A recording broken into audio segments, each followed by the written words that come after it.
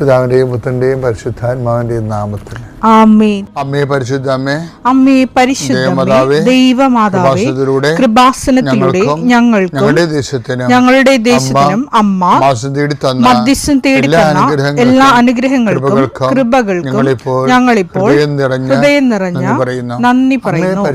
അമ്മേ പരിശുദ്ധമ്മേ, ദൈവമാതാവേ, 2004 ഡിസംബർ 7 ഉച്ചകഴിഞ്ഞ് 2:30 കൃപാസനത്തിൽ സംഭവിച്ച അമ്മയുടെ പ്രത്യക്ഷപ്പെടലിനെ കുറിച്ച് തിരുസഭയ്ക്ക് സമർപ്പിച്ചിരിക്കുന്ന പഠനരേഖകളുടെ മേൽ സഭാത്മകമായ പഠനം ആരംഭിക്കുവാൻ ഞങ്ങൾ പ്രാർത്ഥിക്കുന്നു. അമ്മേ പരിശുദ്ധമേ, ഭൂസ്വർലോകങ്ങളുടെ രാജ്ഞിയായ അങ്ങേയ്ക്ക് ഭൗമസംരക്ഷണത്തിനായി പ്രപഞ്ചപ്രകൃതിയെ തന്നെ തിരുസഭ പ്രതിഷ്ഠിക്കുവാൻ ഈ പ്രത്യക്ഷീകരണം വഴി ഇടയാക്കണമേ. പരിശുദ്ധമേ, ജപമാല മാതാവേ, സകല കൃപാസനം പ്രാർത്ഥനയോടും ചേർത്ത് ഞങ്ങളിപ്പോൾ പ്രാർത്ഥിക്കുന്ന ഈ കുടുംബത്തിന്റെ പ്രത്യേക നിയോഗം പറ മക്കളെ.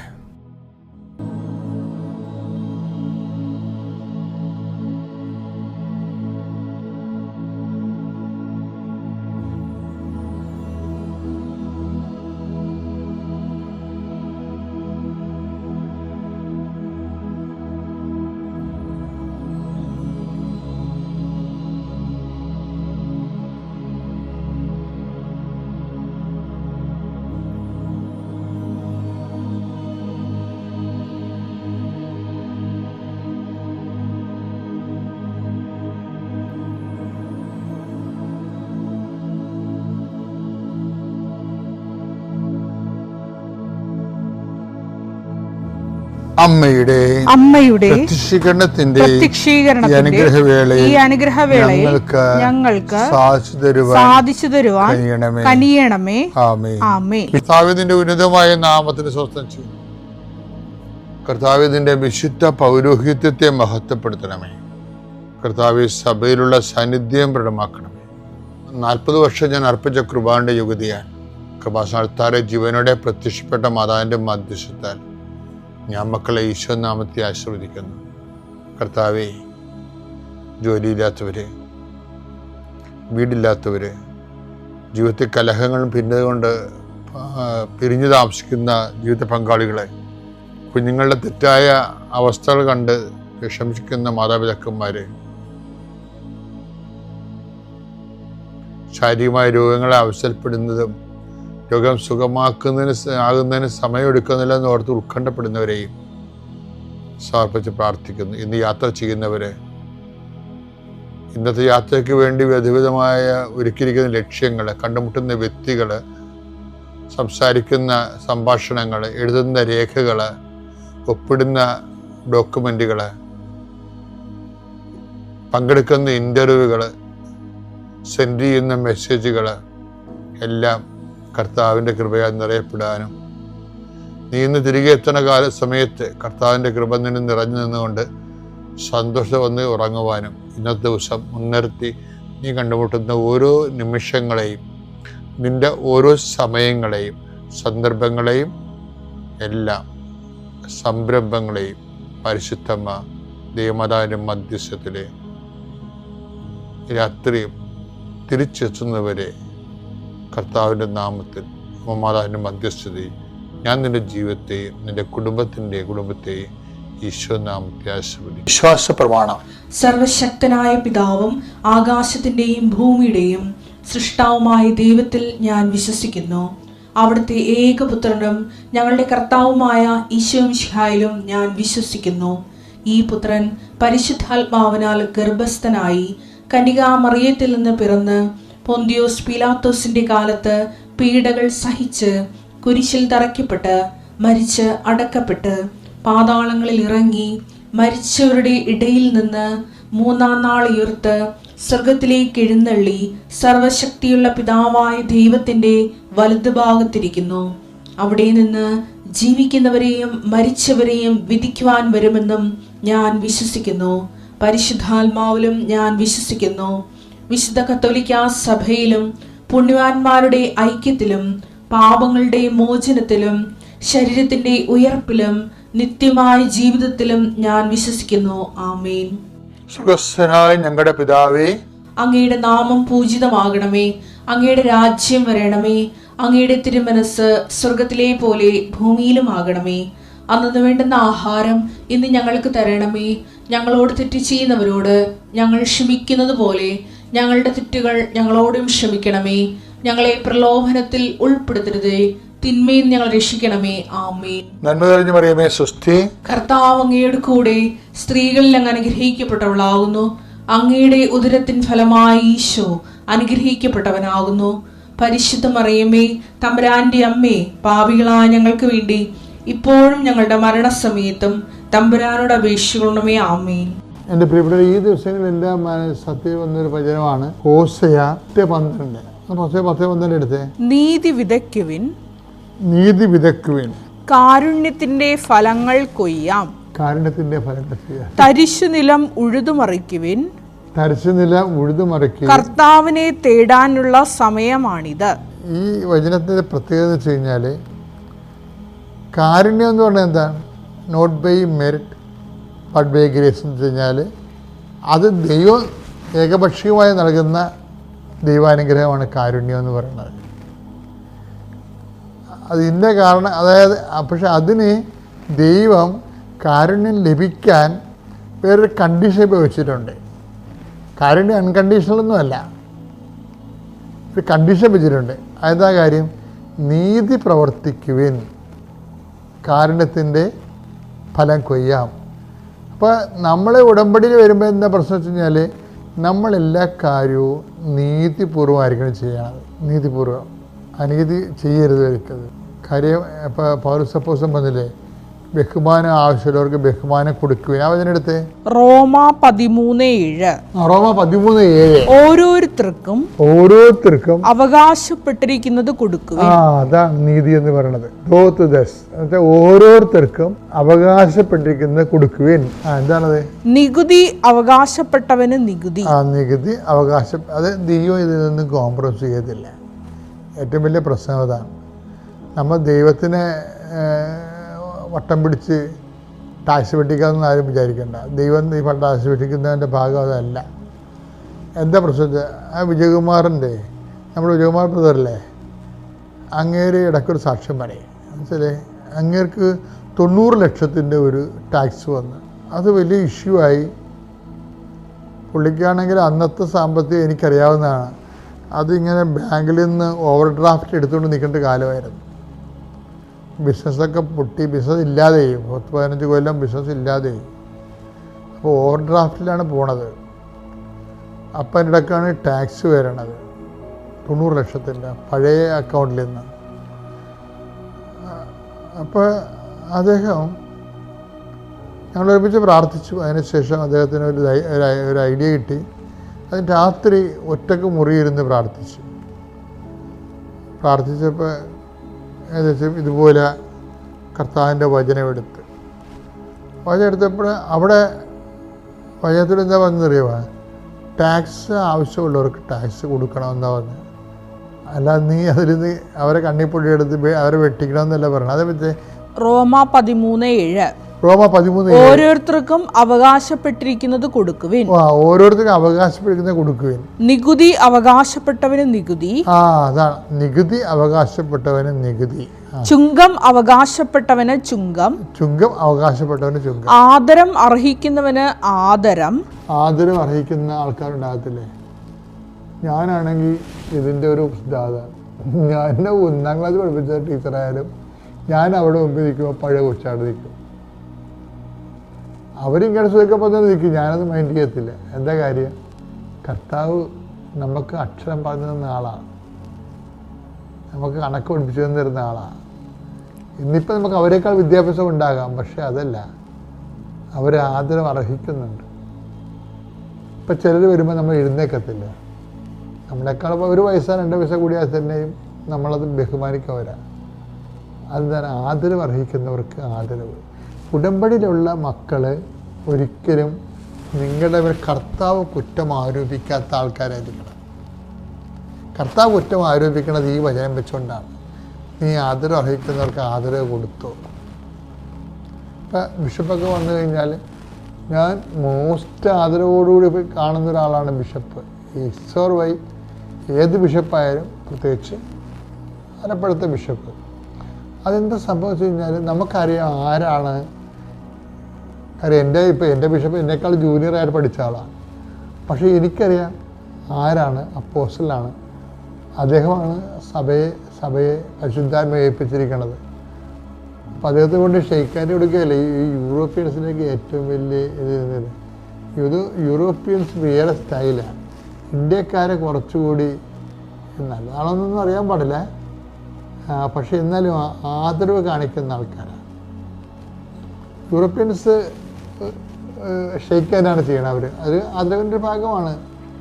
പക്ഷേ നമ്മൾ നമസ്കാരം പറയുമ്പോൾ നമ്മൾ ഓർക്കും ഇത് ആദരവാണെന്ന് ഓർക്കും.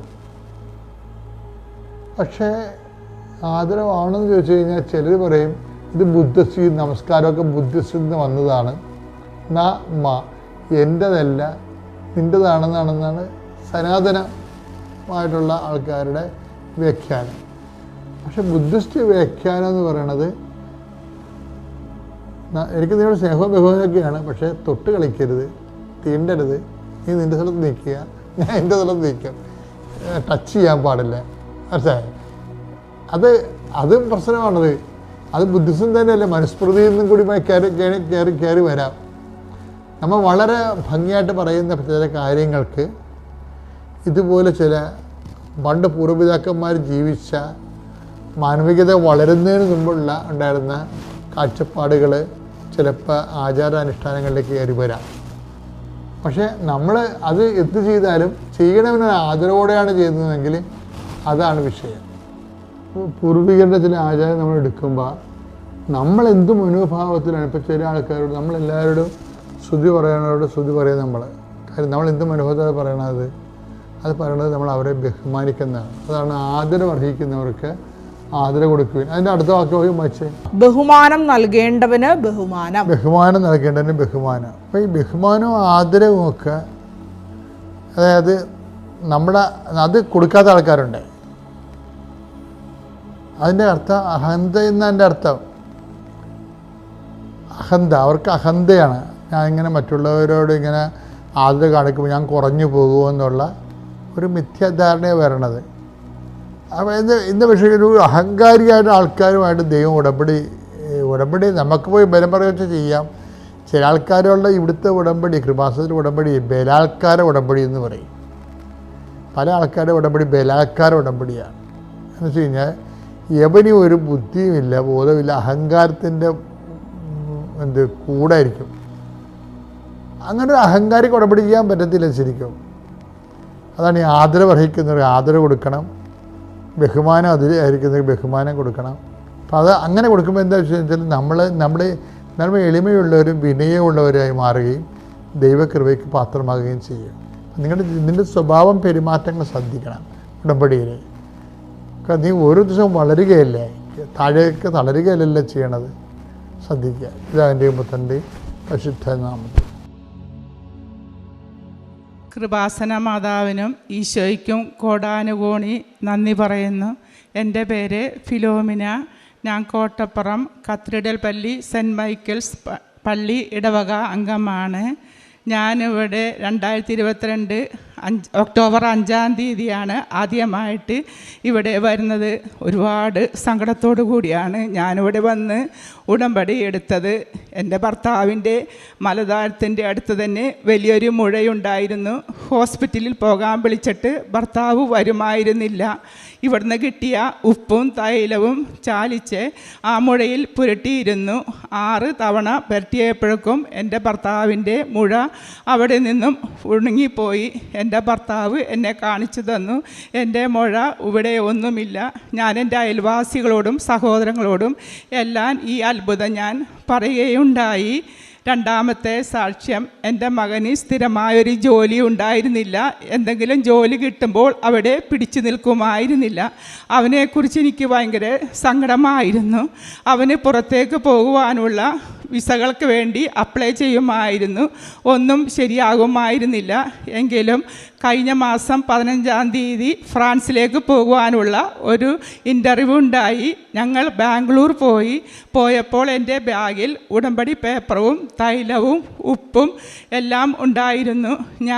ഞാനും മകനും കൂടിയാണ് അപ്പോയിൻമെൻറ്റിന് കയറിയത്. ഞാൻ കയറിയപ്പോൾ ഓരോ കൗണ്ടറിലും വിശ്വാസപ്രമാണം ചൊല്ലി ഉപ്പും ഇട്ട് പ്രാർത്ഥിക്കുമായിരുന്നു. അപ്പോൾ എൻ്റെ മകൻ പറയും, അമ്മേ ഇവിടെ ക്യാമറ വെച്ചിട്ടുണ്ട്, അവരെല്ലാവരും കാണും അമ്മച്ചി ചെയ്യുന്നത്. ഞാൻ പറഞ്ഞു അത് കണ്ടോട്ടെ, മാതാവിൻ്റെ ഉപ്പല്ലേ, പ്രാർത്ഥിച്ചിട്ട് കയറുമായിരുന്നു. ചില പേരുകൾക്ക് തടസ്സമുണ്ടായിരുന്നു. എങ്കിലും എൻ്റെ മകൻ്റെ അപ്പോയിൻമെൻ്റ് എല്ലാം കഴിഞ്ഞ് ഞാനും എൻ്റെ മകനും വീട്ടിലെത്തി.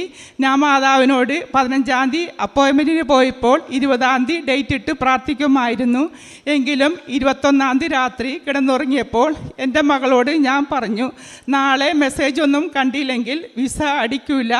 പക്ഷേ അന്ന് 21-ാം തീയതി രാത്രി കിടന്നുറങ്ങിയപ്പോൾ ഞാൻ പ്രാർത്ഥിക്കുവാൻ 5 മണിക്ക് അലാറം വെക്കുകയായിരുന്നു. വെച്ച് കഴിഞ്ഞ് അലാറം കേട്ടപ്പോൾ കണ്ണു തുറന്നപ്പോൾ ഞാൻ മാതാവിനെ സ്വപ്നം കാണുകയുണ്ടായി. എന്നോട് മാതാവ് വന്ന് പറയുകയാണ്, ഫ്രാൻസ് വിസ, അത്രയും മാത്രം പറഞ്ഞോളൂ. ഞാൻ ഉറക്കത്തിൽ നിന്ന് എണീറ്റ് എൻ്റെ അഞ്ചത്തിയും പിള്ളേരും ഉണ്ടായിരുന്നു. എൻ്റെ മക്കളോടും അഞ്ചത്തിയുടെ മക്കളോടും എല്ലാവരോടും ഞാൻ പറഞ്ഞ്, മാതാവ് പറഞ്ഞ് ഫ്രാൻസ് വിസ വന്നിട്ടുണ്ടെന്ന് ഒന്നും പറഞ്ഞില്ല. പക്ഷേ അന്ന് ഉച്ചക്ക് 12:30 ആയപ്പോൾ എനിക്കും എൻ്റെ മകനും കൂടി ഫ്രാൻസ് വിസ അടിച്ച് കൊറിയർ വഴി എനിക്കും എൻ്റെ മകനും കയ്യിൽ കിട്ടി. ഇത്ര അനുഗ്രഹം ചെയ്യുന്ന മാതാവിന് നന്ദി പറയുന്നു. പിന്നെ എൻ്റെ മരുമകൻ ദുബായിൽ എഞ്ചിനീയർ ആണെങ്കിലും അവൻ ആഗ്രഹിച്ച പോലത്തെ ഒരു കമ്പനിയിൽ അല്ലായിരുന്നു ജോലി. അവന് വേണ്ടി ഞാൻ ഉടമ്പടിയിൽ വെച്ചിരുന്നു. പക്ഷേ ഞങ്ങളുടെ വിസ വന്ന് രണ്ടാമത്തെ ദിവസം മരുമകൻ വിളിച്ചു. അവന് ഒരു കനേഡിയൻ കമ്പനിയിൽ ഇൻ്റർവ്യൂ കഴിഞ്ഞ് അവിടെ ജോലിക്ക് ഓഫർ ലെറ്റർ വന്നെന്ന്. അടുത്ത മാസം 15-ാം തീയതി മരുമകൻ ആ കമ്പനിയിൽ ജോലിക്ക് കയറുകയാണ്.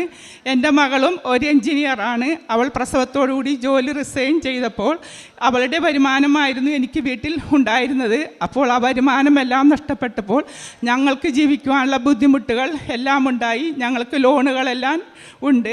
പക്ഷേ എന്നാലും എൻ്റെ മകൾക്കും ഈ മാസം അവളുടെ ഭർത്താവിനോടൊപ്പം പോകുവാനുള്ള എല്ലാ അനുഗ്രഹവും മാതാവ് തന്നിട്ടുണ്ട്. പിന്നെ അത് കൂടാതെ ഉടമ്പടിയിൽ വെക്കാത്തതാണ് എൻ്റെ കാലിൻ്റെ മുട്ടിന് തേയ്മാനമാണ്. Doctor operation പറഞ്ഞിരിക്കുന്നതാണ്. 5 വർഷത്തെ കാലാവധിയാണ് മുട്ടിന് പറഞ്ഞേക്കുന്നത്. എങ്കിലും മരുന്ന് കഴിച്ചെങ്കിലും കുറവുണ്ടായില്ല. മാതാവിൻ്റെ ഉപ്പും തൈലവും ഞാൻ എല്ലാ ദിവസവും വിശ്വാസപ്രമാണം ചൊല്ലി 2 മുട്ടുമേലും പുരട്ടുമായിരുന്നു. എൻ്റെ വീട്ടിലെ സ്റ്റെപ്പ് പോലും ഞാൻ കയറുകയില്ലായിരുന്നു. പക്ഷേ മാതാവിൻ്റെ ഉപ്പും തൈലവും പുരട്ടി കഴിഞ്ഞപ്പോൾ ഞാൻ നടക്കും, സ്റ്റെപ്പുകൾ കയറും, എനിക്ക് വണ്ടിയിൽ കയറാം. ഞാൻ എല്ലാ മാസവും ഇവിടെ വരുമായിരുന്നു. 4 മണിക്ക് രാവിലെ ഞാൻ അവിടെ നിന്ന് ബസ്സിൽ കയറിയാണ് പോകുന്നത്. ഇങ്ങനെ നടക്കാനുള്ള എല്ലാ അനുഗ്രഹങ്ങളും എനിക്ക് തന്നു. പക്ഷേ ഒരുപാട് കടബാധ്യത ഉണ്ടെങ്കിലും എനിക്കും എൻ്റെ മകനും പോകുവാൻ ഒരു 10 പൈസ പോലും ഞങ്ങളുടെ കയ്യിലില്ല. സഹോദരങ്ങളുടെ സഹായത്താലും ഒരു ഭർത്താവില്ലാത്ത അഞ്ചത്തിയുണ്ട്. അവൾ പറഞ്ഞ്, നീ വിഷമിക്കേണ്ട, നിൻ്റെ കാര്യങ്ങളെല്ലാം ഞാൻ നടത്തി തന്നേക്കാം, നിൻ്റെ ബാധ്യതകളെല്ലാം വീട്ടിൽ കഴിഞ്ഞിട്ട് ഞങ്ങളുടെ പൈസ തന്നാൽ മതി. ഇത്രയെല്ലാം അനുഗ്രഹം തന്ന കൃപാസന മാതാവിനോട് എൻ്റെ മരണം വരെ നന്ദിയുള്ളവളായിരിക്കും. ത്രിത്വൈക ദൈവത്തിനും പരിശുദ്ധ അമ്മയ്ക്കും ഈ ആൾത്താരയിൽ പ്രവേശിക്കാൻ അനുമതി നൽകിയതിന് ഞാൻ നന്ദി പറയുന്നു. എൻ്റെ പേര് ക്ലീറ്റസ് ജോൺസൺ. ഞാൻ കൊല്ലത്ത് കടവൂർ എന്നുള്ള സ്ഥലത്താണ് താമസിക്കുന്നത്. ഞാൻ ഡൽഹിയിലായിരുന്നു ഞാനും എൻ്റെ കുടുംബവും. 2018 ഞങ്ങൾ ഫാമിലിയായിട്ട് ഇങ്ങോട്ട് വരികയാണ് ചെയ്തത്. എന്നിട്ട് അവിടെ താമസിക്കുകയാണ്. 2019 ഞാൻ ആദ്യമായിട്ട് ഉടമ്പടി എടുക്കുന്നത്. അതിൻ്റെ കാരണം എൻ്റെ മകള് കുഞ്ഞു മോളുണ്ട്, കുട്ടിയാണ്. മോൾക്ക് അവളുടെ പപ്പയുടെ കൂടെ പോകാൻ, സൗദിയിൽ പോകാൻ ചില തടസ്സങ്ങളുണ്ടായിരുന്നു. അപ്പോൾ എൻ്റെ അടുത്ത് ഇങ്ങനെ പറയുമായിരുന്നു, എനിക്ക് പപ്പയെ കാണണമെന്ന്. അപ്പോൾ അങ്ങനെയാണ് ഞാൻ ഈ കൃപാസനത്തിലേക്ക് വരുന്നത്. അതിനു മുമ്പ് ഞാൻ അച്ഛൻ്റെ ടോക്ക് ഇങ്ങനെ കേൾക്കുമായിരുന്നു.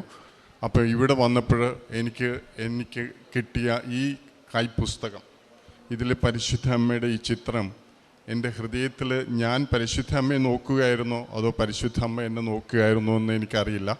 ഞാൻ എപ്പോഴും ഈ ചിത്രത്തിൽ ഇങ്ങനെ നോക്കിയിരിക്കും. രാത്രി കിടക്കുന്നതിന് മുമ്പ് ഈ ചിത്രത്തിൽ ഒരു ഉമ്മ കൊടുക്കും ഞാൻ, എന്നിട്ട് കിടക്കുകയുള്ളൂ. അപ്പോൾ പിന്നെ അച്ഛൻ്റെ ടോക്കും എല്ലാം ഞാൻ കേട്ടുകൊണ്ടിരിക്കുകയാണ്. ഞാൻ അവിടെ ഒരു വചനപ്രഘോഷണം ആയിരുന്നു. ഞാൻ ഡൽഹിയിൽ കേന്ദ്ര സെക്രട്ടേറിയറ്റിലായിരുന്നു, അവിടെ അണ്ടർ സെക്രട്ടറി ആയിരുന്നു. അപ്പോൾ എൻ്റെ ഒഴിവ് സമയങ്ങളൊക്കെ ഞാൻ ദൈവത്തിന് വേണ്ടി ചിലവഴിക്കുമായിരുന്നു. ഞാൻ ആകാശപ്പറവുകളും അങ്ങനെ വചനപ്രഘോഷണത്തിലൊക്കെ ഡിവൈൻ ധ്യാന കേന്ദ്രത്തിലുണ്ടായിരുന്നു. എല്ലാവർക്കും എന്നെ അറിയാം. ഞാൻ പ്രേക്ഷിതരുടെയൊക്കെ ഒരു നേതാവല്ല ഞാൻ പറഞ്ഞത്, ലീഡർ കൂടിയായിരുന്നു. അപ്പോൾ എനിക്ക് അച്ഛൻ്റെ ടോക്ക് എനിക്കറിയാം. പരിശുദ്ധാത്മാവ് സംസാരിക്കുമ്പോൾ നമ്മുടെ ഹൃദയത്തിൽ അത് ഭയങ്കര സന്തോഷം ഉണ്ടാകും. അപ്പോൾ ഞാൻ മാതാവിന് ഉമ്മ കൊടുക്കുമ്പോഴും അച്ഛന് ഒരു കുഞ്ഞ് ഉമ്മ കൊടുക്കും. കാരണം എനിക്ക് അത്രയ്ക്ക് ഇഷ്ടമാണ് അച്ഛൻ്റെ ടോക്ക്.